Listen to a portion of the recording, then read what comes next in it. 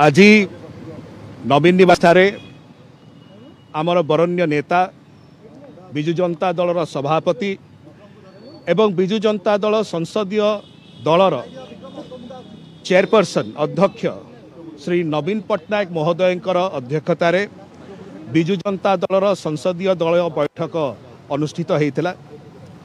सेठी समस्त सांसद माने उपस्थित रही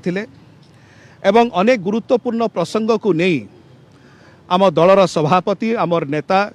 श्री नवीन पट्टनायक महोदय आम को उद्बोधन देते अनेक गुरुत्वपूर्ण प्रसंग मध्य सबुठारु गुरुत्वपूर्ण प्रसंग होची ओडिशार स्वतंत्र राज्य पाहिया मान्यता दाबी जो प्रकार भाव में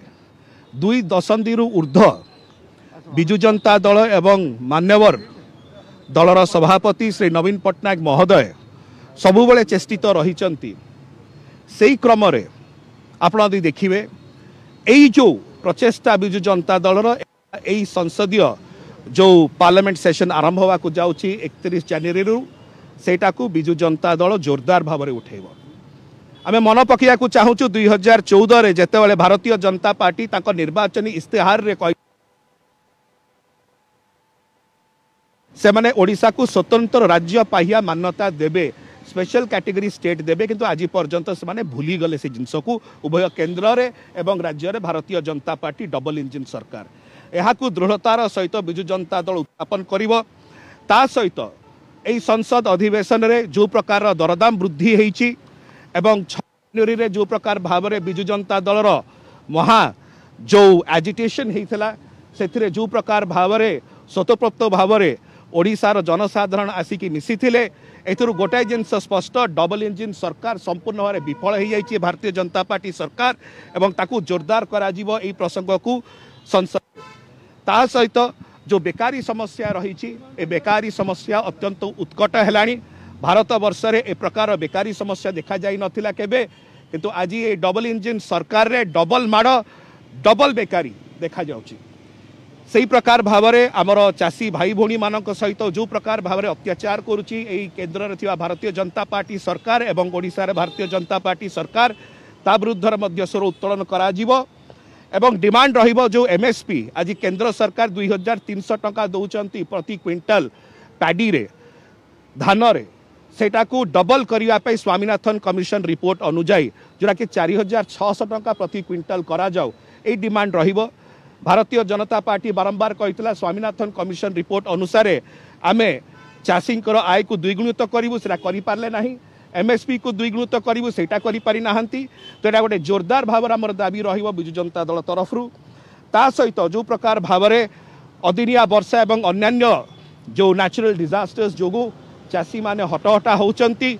किसी दिन तले आप देखी आमर नेता लीडर ऑफ अपोजिशन श्री नवीन पट्टनायक महोदय जो प्रकार भाव में गंजाम जिला को जाइथिले एवं चाषी मानकर सेठी दुख बुझीथिले से प्रकार भाव में विजु जनता दल यही सब प्रसंग को लेकर संसद रे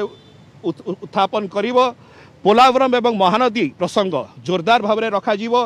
कोयला रॉयल्टी 10 वर्ष है वृद्धि करा जाय नाही ओडिशा पाई ताकू मध्य उत्थापन करा जिवो ग्रीन टैक्स सबुज टैक्स जोड़ा कि आमर दलर सभापति श्री नवीन पट्टनायक महोदय तांकर मुख्यमंत्रित्व समय रे कही आसीथिले सेटा मध्य रखाजिवो राष्ट्रीय राजमार्ग कोस्टल हाईवे हेल्थ व्यवस्था को लेकर एम्स हॉस्पिटल संबलपुर कोरापुट एवं बालेश्वर ठारे आमर आदिवासी भाई भौणी मानकर 139 टी कम्युनिटी को पर्यंत एसटी लिस्ट में सामिल करा जाए नहीं से प्रसंग हो मुंडारी भूमि कुई सौरा को 8म अनुच्छेद संविधान रखापी केन्दुपत्र उपरे जीएसटी संपूर्ण छाड़ ता सहित रेलवे कनेक्टिविटी मोबाइल एवं डिजिटल कनेक्टिविटी एवं अनेक प्रसंग रही जहाँकि आप देखिए विजु जनता दलर समस्त सांसद माने जोरदार भाव में उत्थापन करेंगे एवं शेष में आमर दलर सभापति आम को कहते जे 4.5 कोटी ओडिशावासी स्वर है कि प्रकार भाव में आमे संसद रे जोरदार भाव में एक केंद्र सरकार विरुद्ध रे आमे लड़िबू एवं को प्रकार भाव में जो नार्य दाबी रही ओडिशावासी उचित भाव में प्रतिपादित हो पार